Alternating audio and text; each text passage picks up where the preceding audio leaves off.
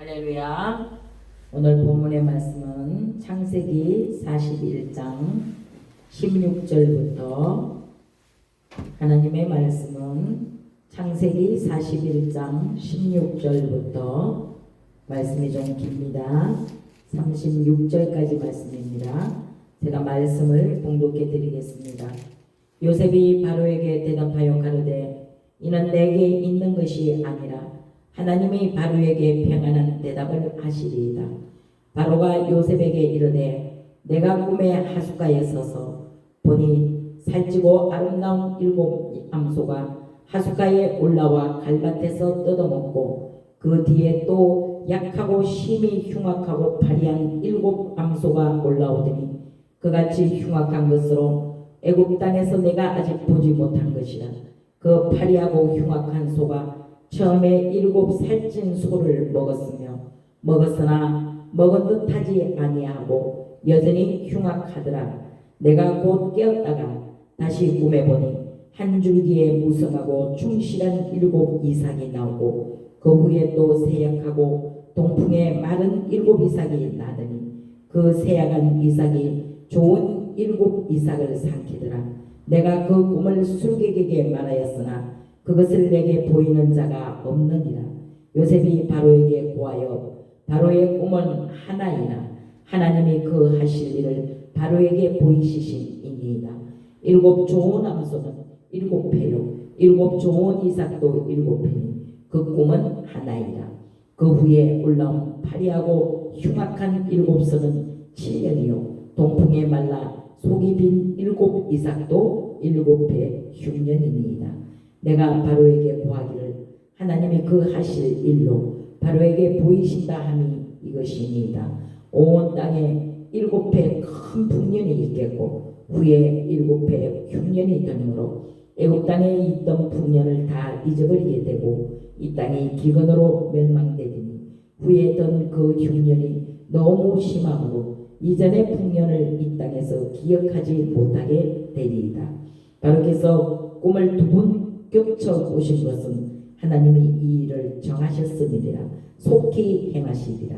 이제 바로께서는 명철하고 지혜 있는 사람을 택하사 애굽 땅을 치리하게 하시고 바로께서는 또 이같이 행하사 국중에 여러 관리를 두어 그 7배 풍년에 애굽 땅의 5분의 1을 거두되 그 관리로 장차에 올 풍년의 모든 곡물을 거두고 그 곡물을 바로의 손에 돌려 양식을 취하여 그 성에 적치하게 하소서. 이와 같이 그 곡물을 이 땅에 저장하여 애굽 땅에 임할 7배 흉년을 예비하시면 땅이 그 흉년으로 인하여 멸망하지 아니하리이다.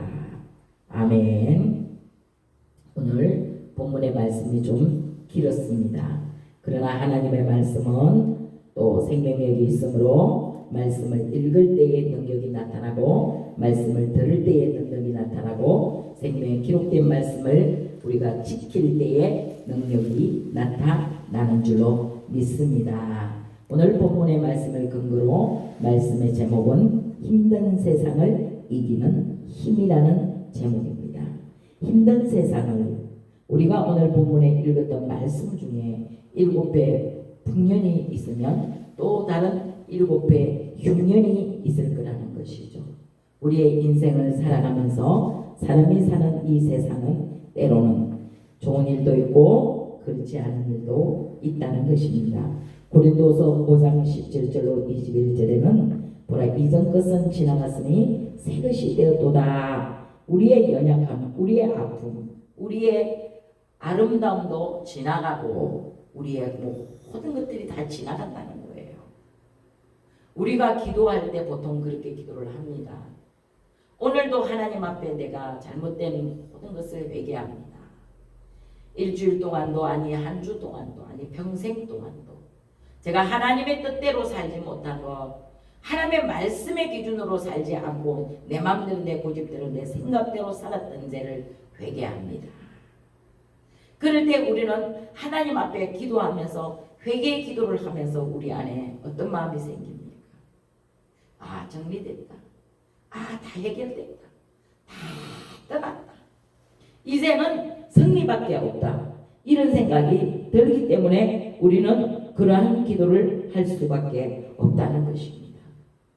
그래서 우리는요, 하나님 앞에서 이제 다가올 흉년도 다가올 풍년도 결국은 하나님 손에 맡기기만 하면 하나님께서 해결하실 것이라는 확실한 믿음이라는 그 기초 위에, 그 반석 위에, 그 예수 그리스도의 이름으로 우리에게 주신 그 믿음이라는 기초 위에 우리 자신을 두고 하나님의 말씀이 우리의 삶의 모든 생명이 되어야 돼요. 하나님의 말씀은 살아있고 능력이 있기 때문에 어떠한 말씀것보다 예리함으로 사람의 간절과 골수를 찔러 쪼개 하는 능력이 있다는 말씀은요, 그 말씀이 곧 하나님이시기 때문인 줄로 믿습니다. 말씀은 하나님이세요. 그래서 능력이 있는 거예요. 우리가 그냥 읽고 듣고 기록한 말씀으로 끝나면은 그 능력이 나타나지 않지만 하나님의 말씀은 곧 살아계신 하나님이시라는 거예요. 말씀이 곧 하나님이시기 때문에 우리는 그 말씀이신 하나님을 믿고 의지하고 따라가면 실패와 낭패를 당하지 않는다는 것입니다. 어떠한 고난이 닥쳐도 어떤 힘든 세상 가운데 우리가 살아갈지라도 보라, 이전 것은 지나갔으니 새 것이 되었더라는 하나님의 말씀에 새로운 피조물로서 오직 거듭남, 오직 예수, 오직 믿음, 이것으로 모든 것을 이길 수가 있다는 것이에요. 오늘 본문의 말씀의 그 뒷부분에 37절부터 바로와 그 모든 신하가 이 일을 좋게 여긴지라. 이제 바로가 꿈을 꾸고 요셉을 불렀어요. 꿈을 좀 해몽해 보라. 내가 꾼 꿈이 어떤 꿈인지 좀 설명을 좀 해보라.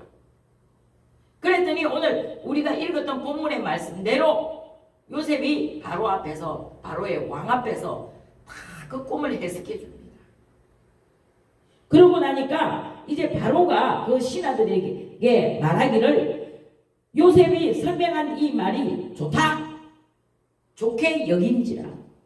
바로가 그 신하들에게 이르되 이와 같이 하나님의 신에 감동된 사람이 우리가 어찌 얻을 수 있으려 하고, 하나님의 신에 감동된 자가 되면 세상 일도, 보이지 않는 영적인 일도, 눈에 보이지 않는 4차원의 세계도 우리는 알 수 있다는 것이죠.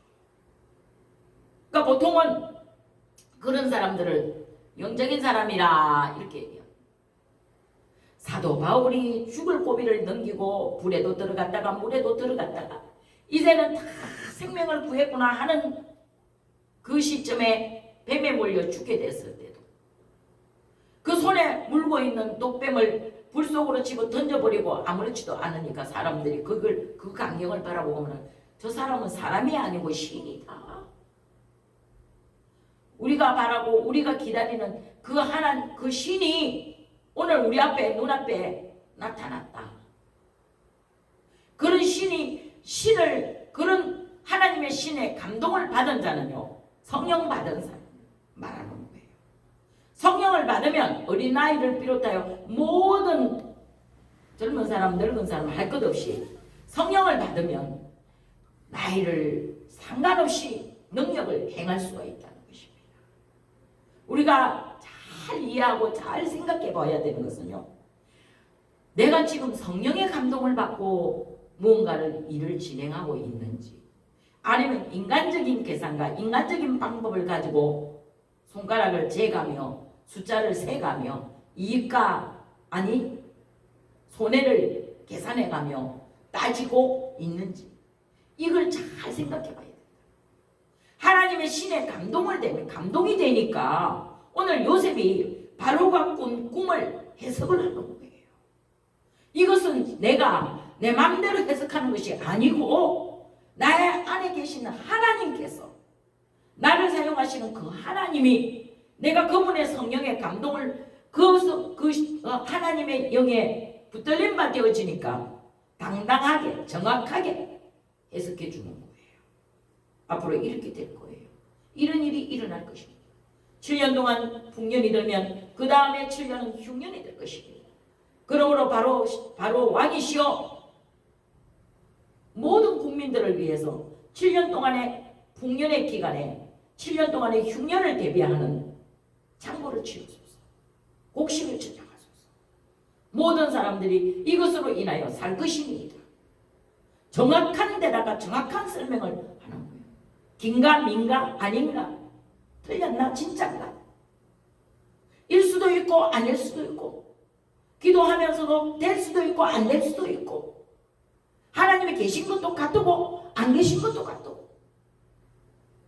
그런 믿음은 아예 아무것도 얻을 줄로 생각하지 말라는 것이죠. 오늘 요셉처럼 하나님의 신에 감동된 자가 되면 사람들이 그를 보고 뭐라 그랬어요? 신이 감동한 사람을 우리가 어찌 얻을 수 있으리요? 하나님을 모르는 사람들의 입에서도 저 사람 예수쟁이구나, 진짜뱅이 예수쟁이구나, 예수 믿는 사람은 다르구나, 이런 말을 들을 수가 있다는 것입니다. 39절에 요셉에게 이르되 하나님이 이 모든 것을 내게 보이셨으니 너와 같이 명철하고 지혜 있는 자가 없도다. 너는 내 집을 치리하라. 내 백성이 다 너의 명을 복종할 뿐만 아니라 나는 너보다 높음이 보좌뿐이니라. 바로가 또 요셉에게 이르되 내가 너로 애굽 땅 온 땅을 총리하게 하노라. 자기의 인장 반지를 빼어 요셉의 손에 끼우고 그에게 세마포 옷을 입히고 금사슬을 목에 걸고 자기에게 있는 버금 수레에 그를 태우고 무리가 그 앞에서 소리 지르기를 엎드리라 하더라. 바로가 그로 애굽 전국을 총리하게 하였더라. 아멘. 아멘. 하나님의 신에 감동된 자가 되면은요, 하나님이 가르쳐 주시는 정확한 대답을 말할 수가 있으면은, 그렇다 하고 이런 것은 이렇게 될 것이다, 앞으로 어떤 일이 일어날 것이다, 아니, 문제를 보고 문제를 정확하게 뚫어보고 이 문제를 뚫어보는 것뿐만 아니라 해결할 수 있는 방법을 말하는 사람은요, 신의 감동자라, 성령 충만한 사람, 성령 받은 사람. 이거는 인간의 방법 갖고는 해결을 못하는데 오직 하나님의 방법으로 해결하는 사람이 여기 나타났다. 진짜가 나타났다. 요즘 대중가요 중에 진짜가 나타났다는 노래가 있더라고요. 세상에는 진짜가 없습니다. 진짜는 오직 예수 그리스도 안에서만 하나님이 우리를 신에 감동된 자, 성령 충만한 사람을 통하여 그 사람을 진짜로 사용하시는 줄로 믿습니다. 오늘 가짜가 많습니다. 그러나 우리 하나님 안에서는 우리는 어찌하든지 진짜로 쓰임 받으려고, 목사님 말씀이 진짜더라고요. 목사님이 그때 그렇게 기도하신다 하시더니, 목사님이 그때 그렇게 말씀하시더니 그게 진짜더라고요. 진짜 그렇더라고요. 진짜로 그렇게 되더라고요. 참말이더라고요. 이러한 말을 들을 수 있는 그리스도인이 되어야 한다는 것입니다. 우리에게 주시는 이 고난은요, 우리가 지금 본문에서 읽었던 요셉이라는 사람은요, 엄청난 고난을 받은 사람 중에 한 사람입니다. 고난 그러면 욥, 또 요셉, 대표적인 인물 사도 바울, 이런 사람들을 우리는 생각합니다. 요셉은 자기 집 아버지 집에, 자기가 자라난 그 자기를 낳은 아버지 집에서도 특별한 대우를 받고 살았던 거예요. 특별히 대우를 받았어요.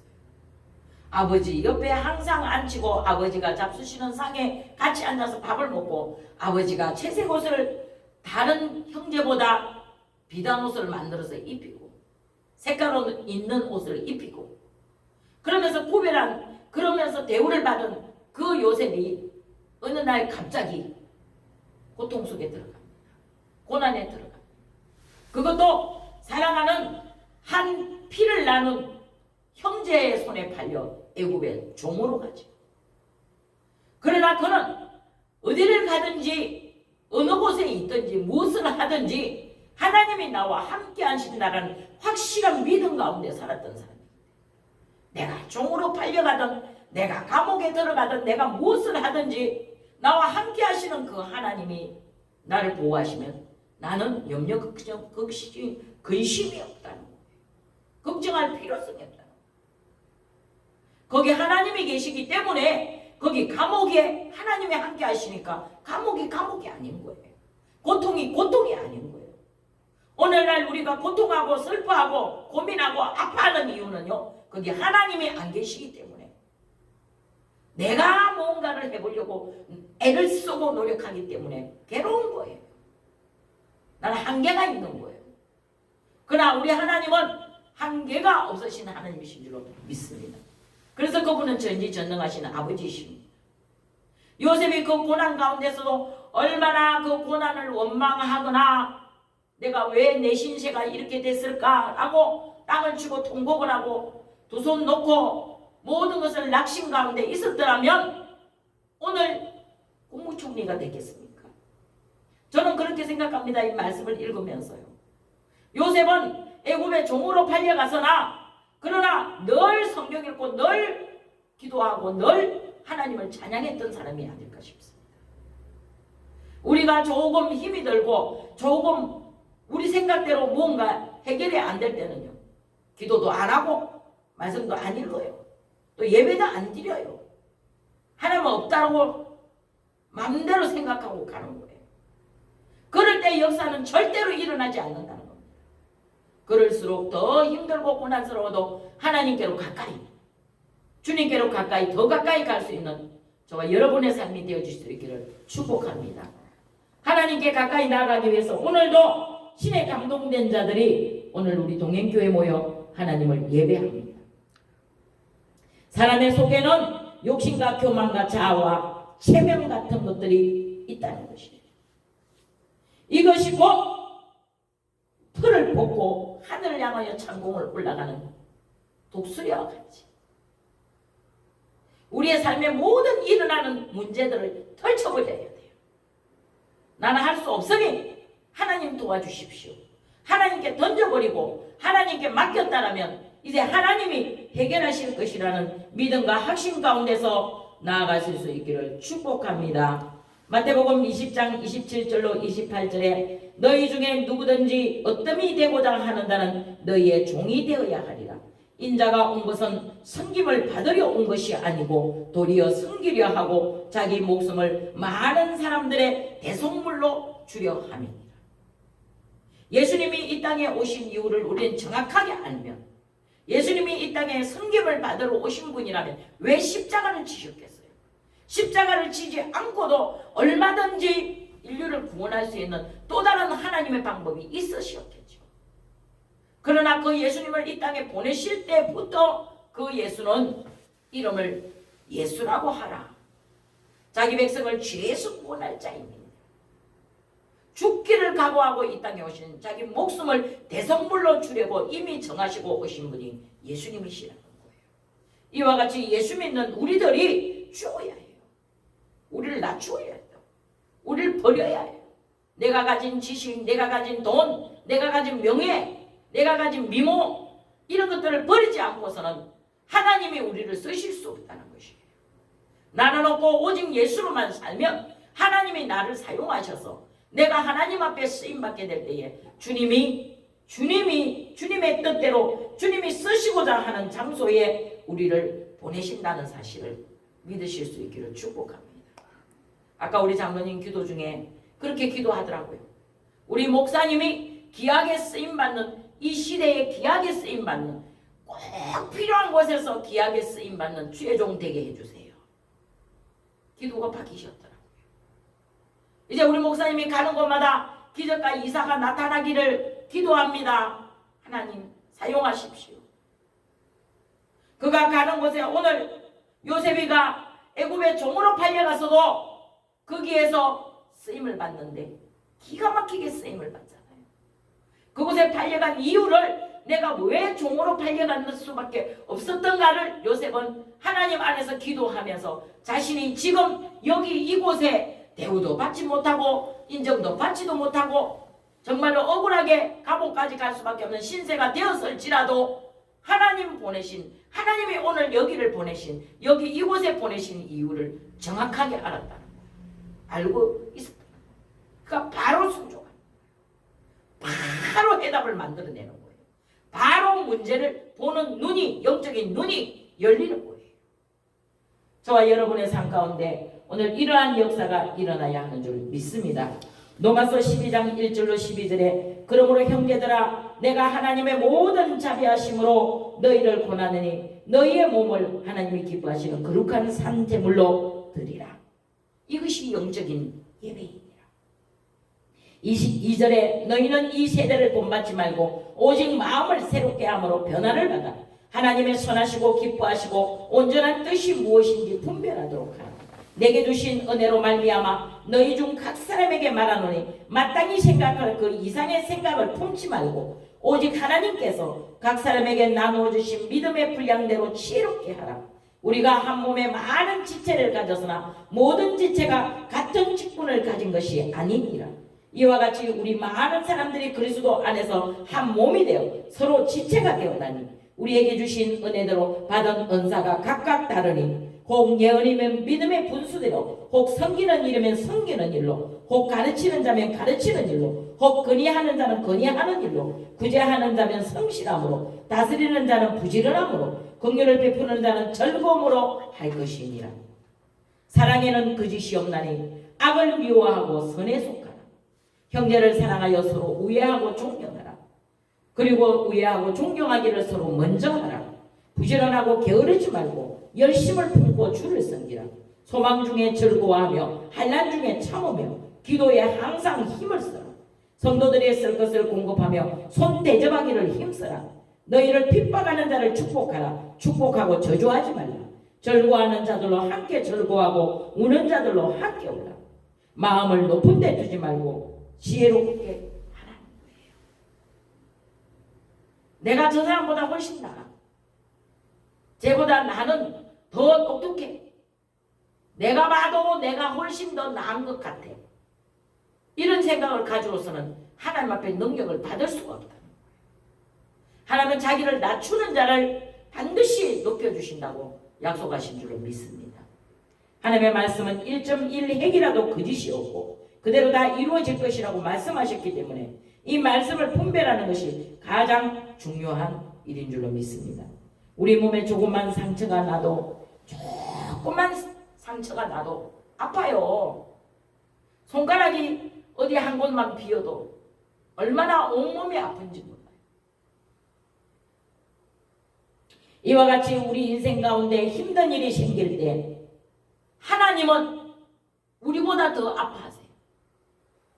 우리가 아파할 때, 우리가 괴로워할 때, 우리가 고통하고 눈물을 흘리고 있을 때 누구도 내 마음을 몰라준다 하고 비어져서 돌아져서 있을 때 하나님은 그 모습을 보시고 더 아파하신다는 사실을 기억하실 수 있기를 축복합니다.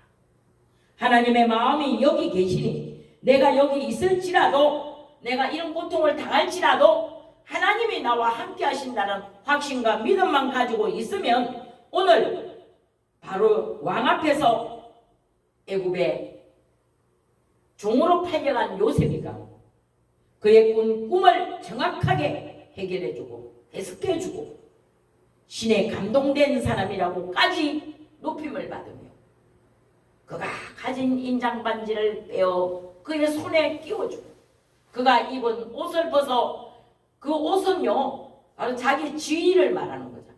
왕의 옷은요 다른 사람이 입은 옷하고 색깔도 다르고 모양도 다르고 무늬도 다릅니다.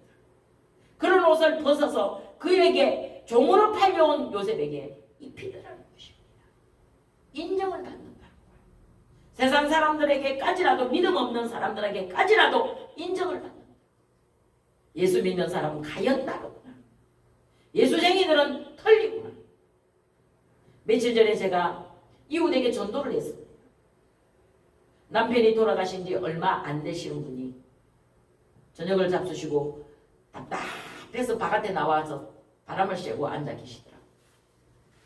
어디 마트를 갔다 오는데 길거리에서 마주쳤어요.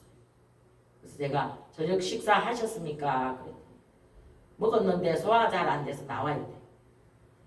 그래서 이런저런 얘기를 하니까 내가 뭐 예수쟁인데 예수 말밖에 할 게 더 있어요? 예수 자랑밖에 할 게 더 있어요? 예수 얘기밖에 할 게 더 있냐고. 그래서 두 마디 세 마디 하다가 결국은 복음으로 손을 붙잡고 위로해 주면서 기도를 했어요.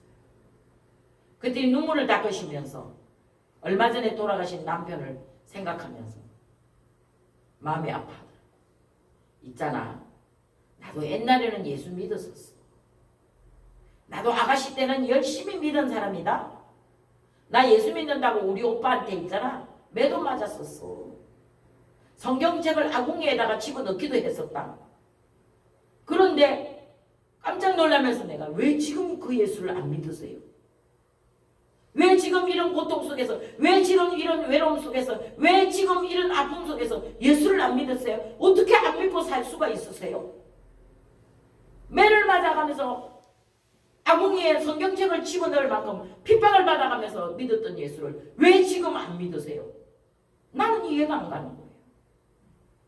전에 믿던 예수를 지금 안 믿는다는 것은요, 그것은요 가짜 믿음이라는 거예요. 그런 사람을 두고 가짜 신앙이다 이렇게 말합니다. 내 기분에 따라, 내 행편에 따라, 내 삶에 따라 전에 믿었던 예수 지금은 안 믿어. 그런 사람을 두고 신에 감동된 자라고 성령 충만한 사람이라 말할 사람은 아무도 없어요. 안 믿는 사람, 세상 사람조차도 그런 사람을 두고 야, 저 사람 예수쟁이다, 저 사람 예수 참 잘 믿는다, 그런 말들을 할 사람은 아무도 없다는 거예요. 깜짝 놀랐어요. 그 믿음 다시 회복하세요. 그 예수 다시 찾으세요. 다시 예수님께로 돌아오세요. 그런데요, 우리 교회 오시지 말고 저 남촌교회 가세요. 왜요? 아니, 자기네 교회를 오는 소리는 왜 안 해? 우리 교회 오면 반드시 당신 같은 사람은 시험 들어요. 우리 교회는 작아서 사람이 없기 때문에 사람을 보고 시험이 들어서 안 나올 뿐이니까, 사람을 봐도 괜찮은데 그냥 내가 있어도 왔나 안 왔나 확인도 안 되는 그런 교회 다니셔야 돼요. 가도 그만 안 가도 그만 그런 교회. 그래도 그나마 다니는 것이 안 다니는 것보다 나으시니까 남촌교회 가세요. 거기는 그래도 사람이 몇백 명 되니까 그냥 조용히 갔다가 조용히 말씀을 예배만 드리고 오셔요. 그래야 신앙생활 앞으로 계속 하실 수 있으세요. 그랬더니 눈이 동그래지면서 날 보면서 어머나, 그래요? 그래요? 그래서 예수 진짜 만나면, 그래서 그곳에서 진짜 말씀 듣고 진짜 변화되어 예수 진짜 만나면 그때 우리 교회 오세요. 그래야 돼요. 무조건 내 교회라만 오라고 한다고 해서 그게 전도가 아니에요. 그 사람이 어느 곳에서 어떤 곳에서 예수님을 만날 수가 있는지를 정확하게 판단하고, 그것을 뭐라 그러면 진단해야 된다 이러더라고요. 얼마 전에 만난 목사님께서 전도를 너무 잘하시는데 무당을 18명이나 전도하시는, 그 사람의 영적인 상태를 딱 손을 잡고 기도를 해보면 진단이 된대요. 우리가 몸이 아프면 명의를 찾아가면 명의가 손목을 딱 붙잡고 진단을 하잖아요. 이 사람이 지금 심장이 안 좋은지, 심장이 안 좋은지, 간이 안 좋은지, 콩팥이 안 좋은지. 희한하게도 맥만 짚었는데 진단이 나오더라고요. 이와 같이 성령의 하나님의 신에 감동된 사람은 진단할 수 있는 능력이 있어야 하는 줄 믿습니다. 그래서 그 영적인 상태를 진단을 하는 거예요. 대화를 하면서, 얘기를 나누면서, 차를 마시면서 진단을 하는 거예요. 아, 이 사람은 지금 영적인 상태가, 믿음의 상태가 어느 정도 선이구나. 그 수준에 맞춰서 대우를 해주면 되는 거예요. 그 수준에 맞춰서 상대를 대우해주면 되는 거예요. 그러다 보면 어느 날 그가 하나님께서 열어주시는 성령으로 성령 충만을, 성령의 말씀을 받게 되면 변화되어 하나님 앞에 쓰임받는 자로 사용되어지게 되는 줄로 믿습니다. 이것이 영적인 분별력입니다. 영적인 분별력을 우리는 가지고 있어야 돼요. 없으면 하나님께 구해야 돼요. 지혜가 없거든. 영적인 분별력은 곧 말씀에서, 성경에서 말씀하시는 지혜예요. 지혜가 없거든. 후히 주시고 꾸짖지 아니하시는 하나님께 구하라 그랬지, 세상 사람에게 가서 배우거나 세상 사람한테 달라고 애원하지 말라 그랬어요. 하나님께 구하라 그랬어요. 보통은 교회에서 시험 있으면 보통은 산 가운데서 시험이 오면 사람을 찾아가요. 사람한테 내 사정을 말해. 사람한테 내 마음을 못 알아준다고. 지금 내 상태가 어떤 상태인데 하면서 안 알아주면 상종 안 해버려. 그러면 이 신앙이 도대체 하나님께 여쭈고 하나님이 지금 나에게 무엇을 말씀하시는지 차라리 기도굴에 들어가서 기도하는 게 나아. 세상을 끊고 기도하면 하나님이 응답해 주시는 줄로 믿습니다.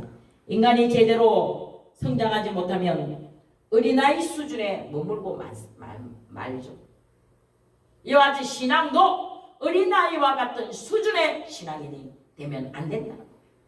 젖이나 먹고 단단한 식물도 먹지 못하는 어린아이와 같은 신앙생활을 하지 말고 오직 변화를 받아. 변화를 받으래요. 이 시대를 본받지 말고 변화를 받아 새롭게 함으로 하나님이 선하시고 하나님 보시기에 선하시고 기뻐하시는 온전한 뜻이 무엇인지 분별하라. 이렇게 말씀하고 있습니다. 분별의 영을 하나님께 허락해달라고 기도해야 하는 줄로 믿습니다. 이러한 사람들을 통하여 오늘 하나님께서 새로운 삶으로 새로운 영광을, 새로운 은혜를, 새로운 능력을 주시는 줄로 믿습니다. 기도하겠습니다. 살아계신 하나님 감사합니다. 오늘 우리에게 주신 이 은혜가 얼마나 큰지요. 우리는 알 수 없지만 하나님 모든 것을 아시는 아버지이시기에 우리 안에 예수의 영을 허락하여 주시옵소서. 거룩하신 주 예수님 이름으로 기도드립니다. 아멘.